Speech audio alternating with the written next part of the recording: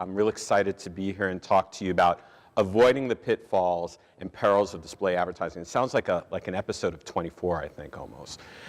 So you know who I am. So the key things that I love to talk about is, what does today's customer look like? And hopefully in my description of what that customer looks like for us, that's applicable to you. And I think for this conversation, what I think is really important, and especially when we think about display advertising, is how do we put that customer in the center of the room?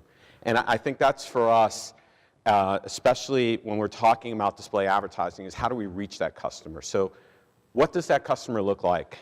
What are the industry trends? Because display media is changing and evolving and constantly shifting. And it's getting, if this was a Facebook page, I would say it's complicated, from a relationship perspective, because display is constantly changing. And then we talk about targeting. So if you have all this display advertising, it's everywhere, it's omnipresent. On any given day, you could target 15 billion impressions. And that's a lot of impressions. And how do you reach that person who you're looking for? And so how do you do that? And what's the best practices? What does it take to win in display media? And how do you put that customer at the center of the room? And then at the end of the day, whether you're a small business, an SMB company, or you're an enterprise level customer, it doesn't matter what size you're in. How do I grow my customer base? How do I do this incrementally? How do I do this as cost effective as possible? How do I lower my costs in reaching that customer and getting that lifetime value, right? The true lifetime value of that customer, and how do I find a lot of them?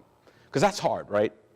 So those are the things I love to cover today in these 5 key areas. And hopefully at the end there's lots of questions, lots of energy that I could hopefully answer some of your questions. So let's put the customer in the center of the room, and let's talk about Tim. And so Tim, I don't know, Tim has this thing next to him all the time. He's always connected. He's opinionated and shares it. And it doesn't matter if it's good or bad. Tim always is shopping and looking for a great deal. He's looking at shopping comparison sites. He's sharing his comments on Facebook and Twitter. He is looking all over the place for finding these great deals. And trust is important. He wants to have a relationship with whoever he selects. But if that trust is broken, then then he's going to talk about it. And if something's going well, it's also going to compliment it. Very value conscious.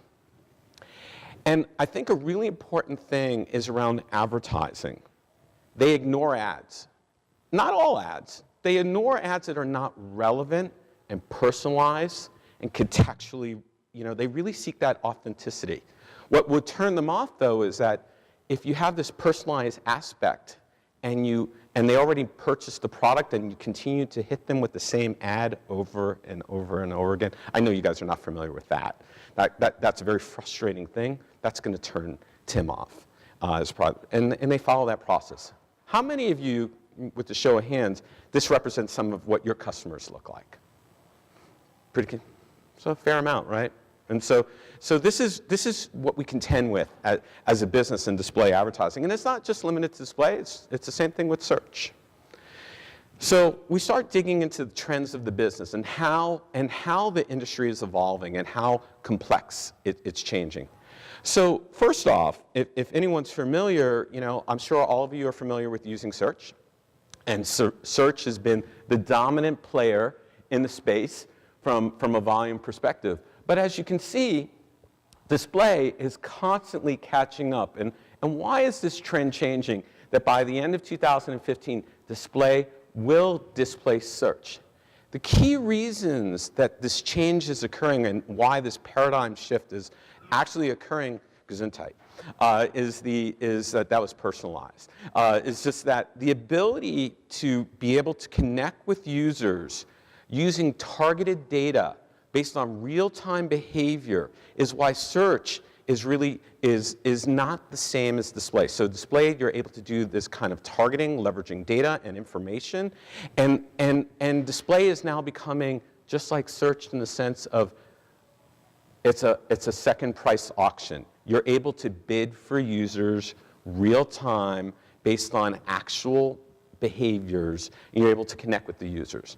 And if you notice, if you start digging into the actual data a little bit, I don't know how many of you are using video or starting to do this. Another trend that why there's this shift of display overtaking search is that video is grabbing share from TV, right? So all that video content, all that TV content's coming online.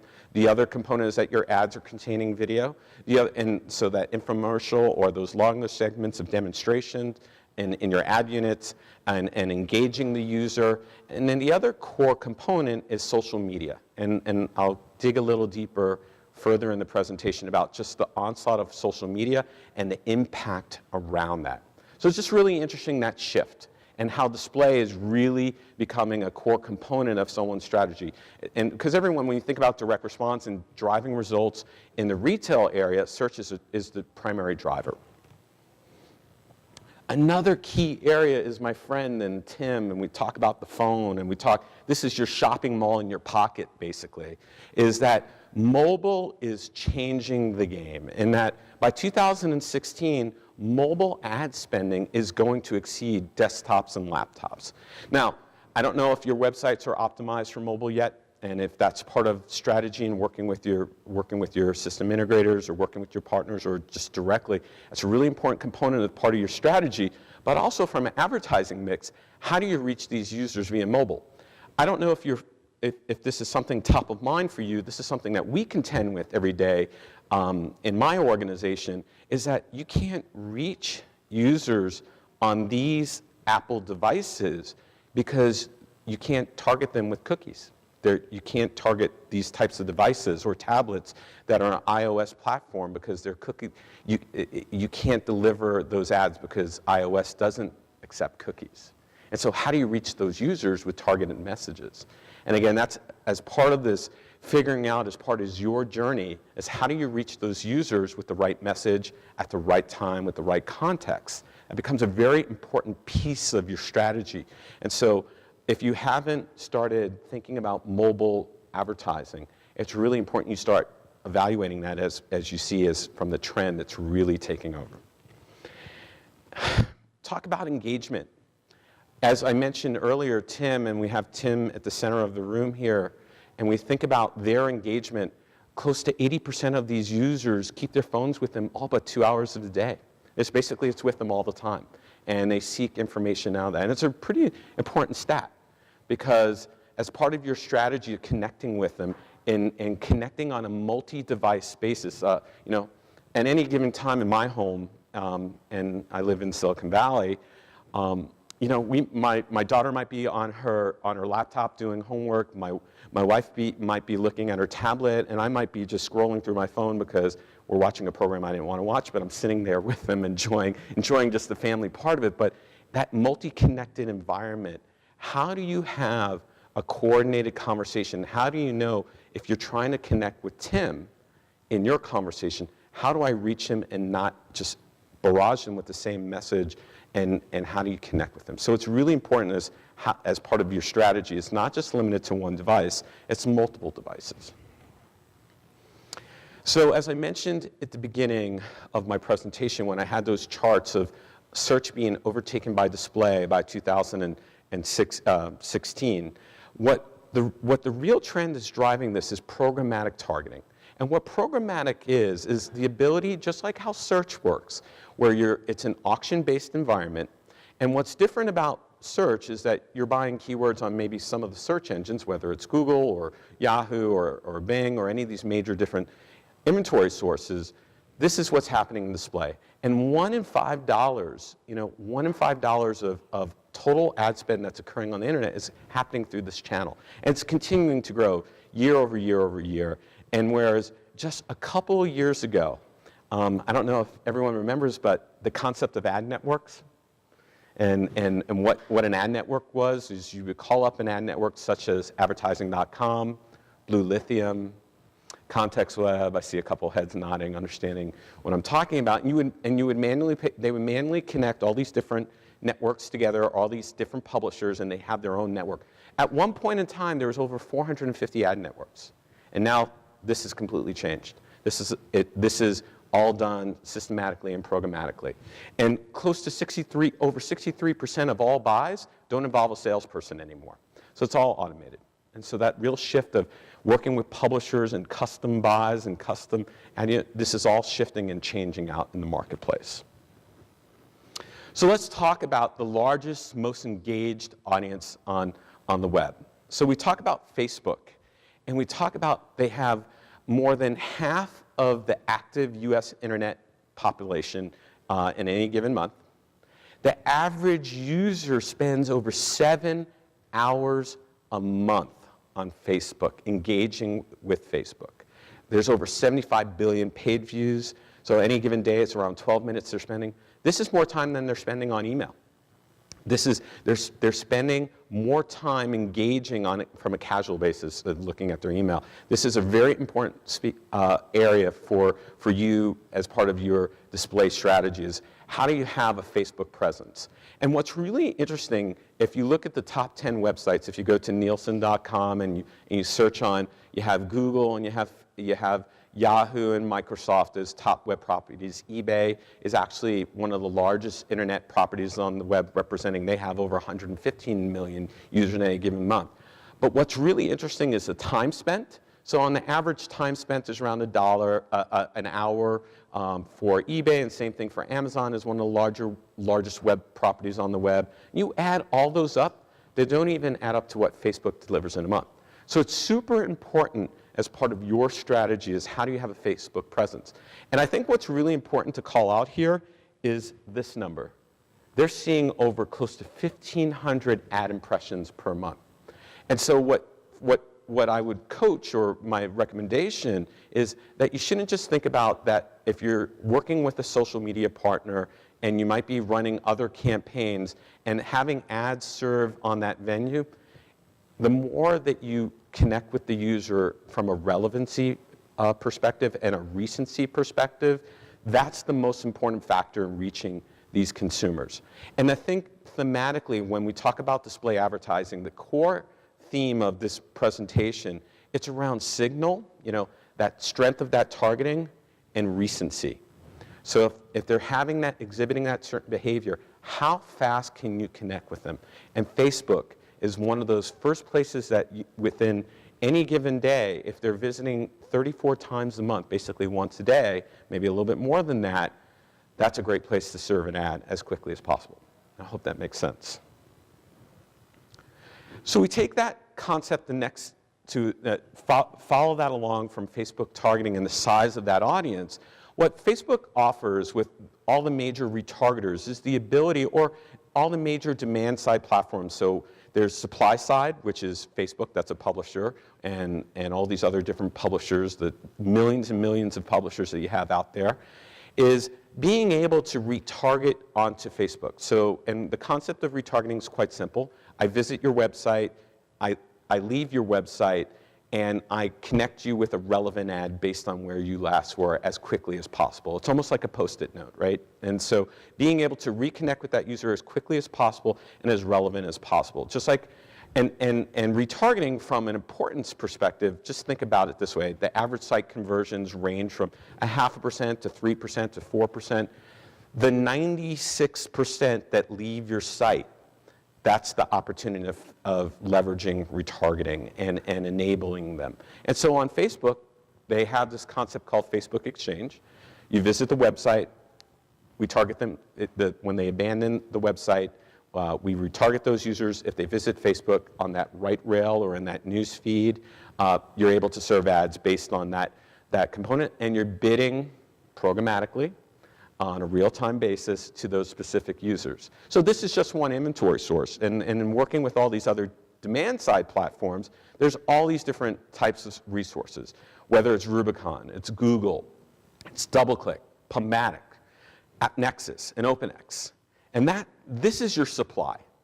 So you have lots of supply, and as I mentioned before, now you can real-time bid on 15 billion impressions daily. That's a lot, right? And who should I target? How do I reach Tim?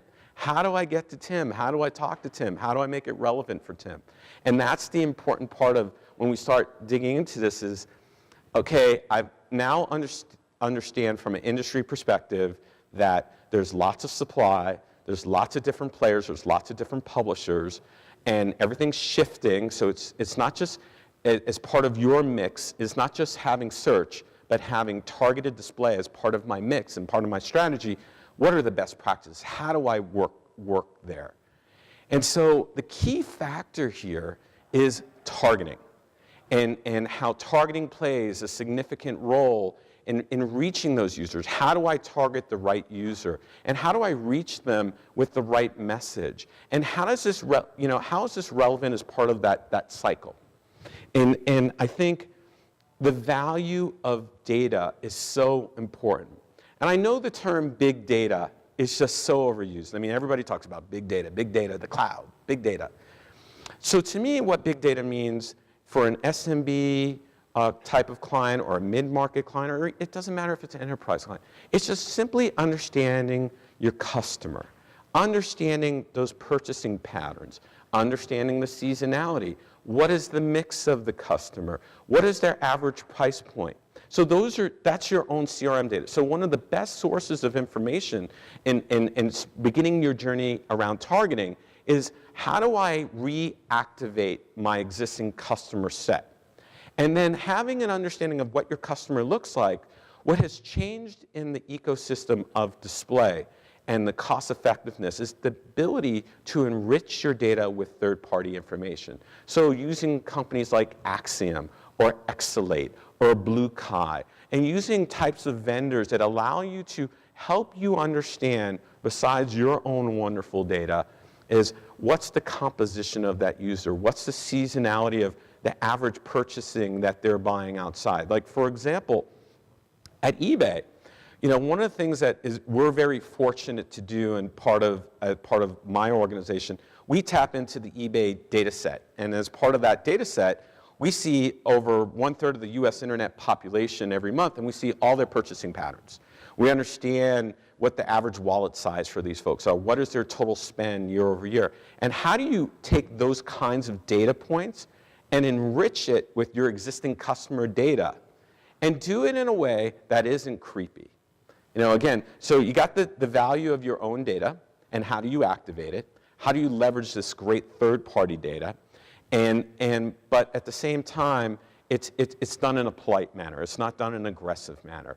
And how do you communicate with those users that makes it relevant and personalized and actionable? And I think that's the magic of targeting. And when I talk about why targeting data is the new oil, before you could actually buy and target, and it wouldn't perform. It would perform okay, but because of the competition and all these different retailers competing for the same user, you have to be really efficient. And this, leveraging the big data, leveraging the data sciences, and creating these targeting segments with your data sets enriched with third-party data makes it a pretty powerful combination. So I've been talking about supply and partners. What this really ends up being is being able to talk to the user on a user-level basis, user-level targeting. Taking all that great data, and you have all these great, cool diagrams. This came out of the Interactive Advertising Bureau just a couple weeks ago.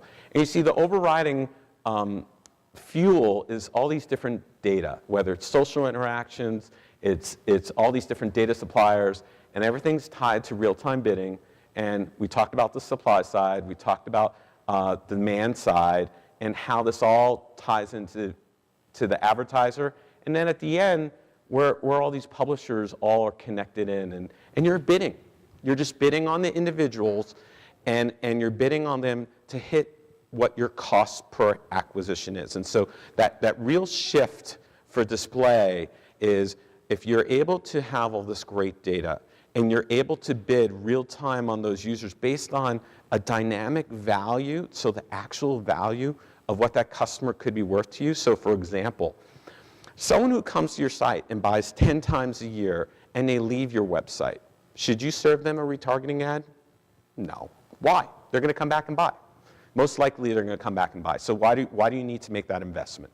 Versus someone who's never been to your website, but you know that they spend thousands and thousands of dollars in your category, and based on the data being enriched through third-party data up there, so you have the leverage of all these different data, so you have this information that real-time you're understanding, hey, this is a high-value prospect, versus someone who's an existing customer, maybe I just need to give them a free shipping offer, versus someone who is a great prospect, never been bought for you, maybe I should give them $30 off their order. So how do you tie this all together? So taking that real-time information, taking those real-time offers, and leveraging that and creating that final result. Okay? And so that's the power of using your data, real-time bidding, real-time optimization, and user-level targeting at that basis, and doing it in scale. And that's where our marketplace has evolved. And that's where display has evolved. So that's awesome, right? It's like, wow, got educated on kind of the trends and kind of all these different cool inventory sources. No, I need to be on Facebook. No, there's a lot of glut out there. And I know that I can target a whole bunch of different ways and I can be really smart. Now, how do I win? How do I win compared to everybody else out in the marketplace? So the first part, I don't know if anyone's ever seen these slides. I know that whenever I go to an ad industry conference, Terrence Kawaja, who invented this slide, this is called the Lumascape. And if you go to lumapartners.com, you can see one for mobile, you can see one for every single different industry segment. You're able to see that as a marketer, it's pretty complex. And here are all the different players that, from ad networks to exchanges to demand-side platforms to trading desks, creative optimization. This is what the marketplace looks like. And so it'd be like, well, who should I partner with in that space? And what would be, Glenn, what would be your recommendation of who I should be partnering? Who are the best players?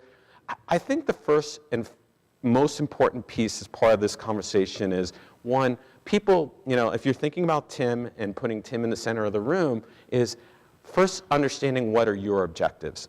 If you're going to work with a partner, that they understand your business and they really can understand what it helps you to win. So finding if you're primarily focused in the commerce expert area, or if it's B2B, or it's manufacturer direct, or it's a pure play player, which partners do I need to focus on? And as part of your process, just trying to understand what are the best practices in those specific verticals, and how can they help you win?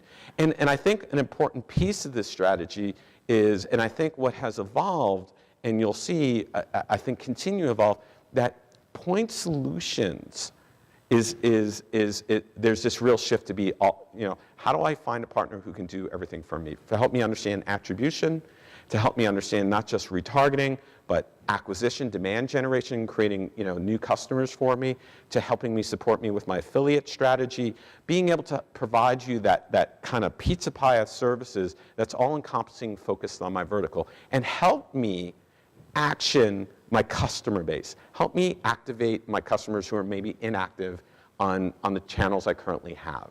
And so, long-winded kind of statement that I think the key things that you need to think about is, can I find a partner that's more full service, that can really provide me the optimization based on the size of my business, on how do I reach my specific customers? So let's talk about the value of targeted display. I think everybody in the world wants display to be direct response and just drive to a specific objective and hit a certain KPI for our clients. But display has a place in providing branding.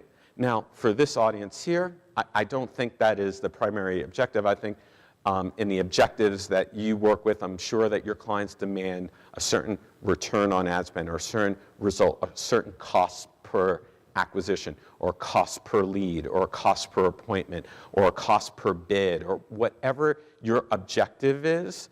That's primarily, from an industry perspective, what direct response is all about. And yes, retargeting is a great place to help you achieve your different objectives. But I think one of the biggest challenges about retargeting, and something that I deal with as a leader in this, in our organization, working with our clients, is how do our clients, the simple question they ask is like, look, Glenn, we are running an affiliate program. You know, we do email once a week.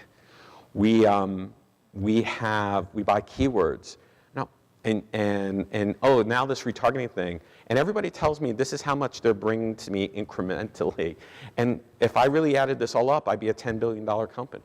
You know, it's like, and so who is really driving that actual conversion?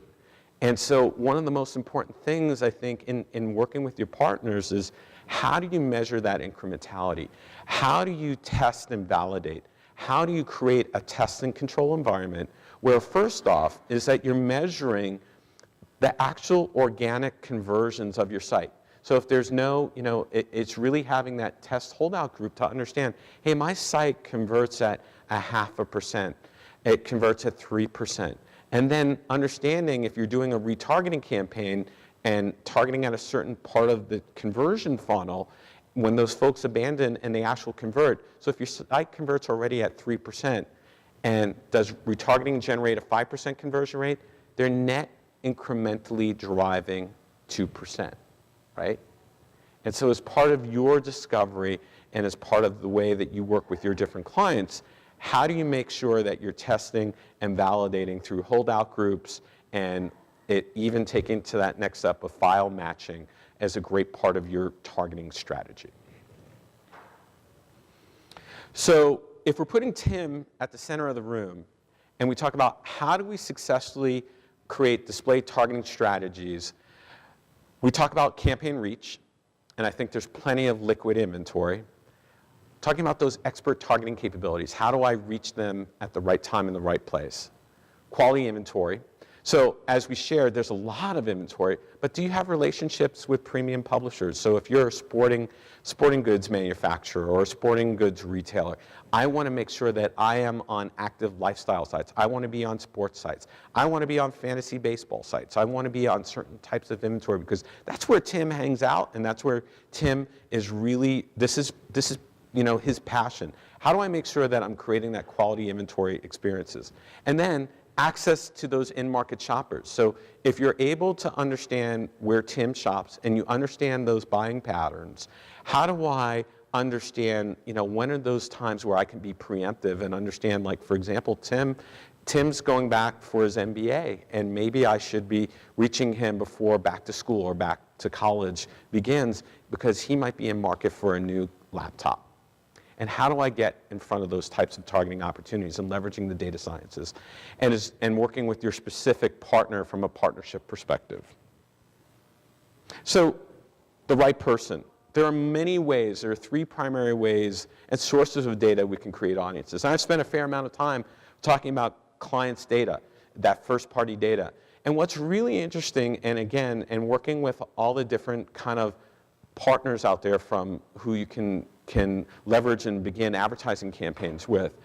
One of the newest trends that I believe is really effective is how do you activate all the folks you're reaching via email? Because a lot of folks get hit with a lot of email and they're not responding, they're not engaging with those ad units, or they're not engaging with those emails. How do you activate them via display? And so the ability to take your actual email file, match it against a data set, and being able to ignite them real time via display to serve ads instead of hitting them with an email message. Or, you know, for us and specifically when I think about eBay, how do you use our targeting to reach? We have all these different thousands and thousands of targeting segments and real-time targeting behavior from a shopper perspective, that real-time shopper data, and how do you connect with those users through that process? Or just other third-party data points, and how do you connect with them across those different sets? Reaching folks in the right context. I think it's really important that we understand when. So time of day targeting, where, geographically, if you have a lot of store locations where you want to put a radius around that specific area and just target that specific geo-targeted basis, that's a really important part from there. And how? You know, if Tim is spending 79% of his time on this device and is spending the remainder of his time, how do I have a sequence and coordinated message across each of those different channels? And then what's that right message? Again, so if you're using data and you're doing intelligent targeting and I know that I can segment my users based on certain types of purchasing patterns, how do I get their attention with the right offer? How do I personalize? How do I make it relevant? And how do I inspire action across those channels? So when we start taking those key things and then applying it to new customer acquisition, we start thinking about lookalike audiences. So now we get into that custom audience perspective. So how do you create a targeting group of people with the same characteristics, behavior patterns as your best customers? And from a customer acquisition perspective, I think that's the most important. You know, while Tim might be a little high maintenance, but they spend a lot of money and they're engaged, how do I find more of Tim? And how do I target Tim with that data? And so I think, so how it works is pretty simple, is that you have to identify those conversion patterns. You have to look at the characteristics of your site and just match them across all those different components. And then we talked about the cool thing about the programmatic advertising is now that you have this pattern, we identified this user base because we've modeled it out across the data set, we can target them. And then we're measuring and measuring and measuring. And how does this perform? It performs extremely well. It's extremely cost effective, and it's a great way to build your customer base in a very intelligent manner.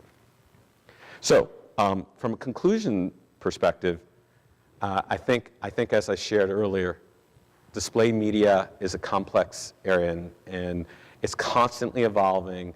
And I think the next frontier is, as you'll start seeing more and more, is how do I connect those users from desktop to mobile and tablet in a coordinated fashion. Retargeting is a very important strategy. Data and analytics are not just about reporting and telling you what a great job and what my return on ad spend is. It's more about how do I give that feedback loop to improve my targeting. And I think that last and foremost in helping you build your customer base is that building lookalike models and building these audiences is just a pixel and a partner away. So I hope I helped you avoided some perils and pitfalls of display advertising with this conversation.